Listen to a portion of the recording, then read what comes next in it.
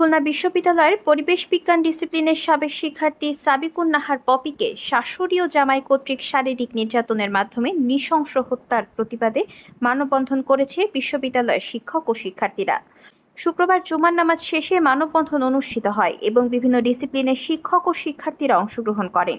15 ব্যাচের মেধাবী শিক্ষার্থী এবং ফার্মেসি ডিসিপ্লিনের সহকারী অধ্যক্ষের ছোট বোন 5 বছর বয়সী কন্যা সন্তানের জননী সাবিকুন নাহার পপিকে শাশুড়ি ও জামাই কর্তৃক শারীরিক নির্যাতনের মাধ্যমে নৃশংস হত্যার প্রতিবাদ ও তার খুনিদের সর্বোচ্চ শাস্তির দাবিতে মানববন্ধন করেন।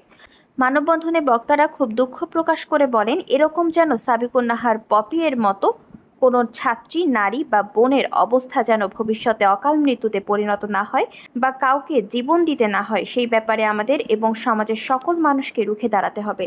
এই হত্যার বিচার সুপরিকল্পিত পরিবারের দ্বারা এটা সমাজের ভিতরে নিয়ে এসে তদন্ত করে এর সাথে যারা যারা জড়িত আছেন তাদের বিচারের দাবিতে এবং বাংলাদেশের সকল মানুষকে সতর্ক থাকার জন্য অনুরোধ জানান।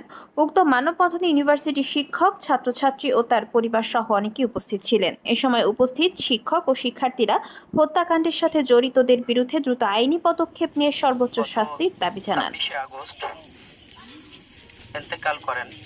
এই মেয়েটার যখন এরকম একটা নির্মম হত্যাকাণ্ডের শিকার হয়েছে, যখন আমরা জানতে পারছি, এটা আসলে আমাদের সবাইকে নির্বাক করে দিয়েছে। তো একটাই দাবি রাখি যে আমাদের বন্ধু, আমাদের বোনের যেন সুষ্ঠু তদন্ত হোক এবং সেই জন্য আমি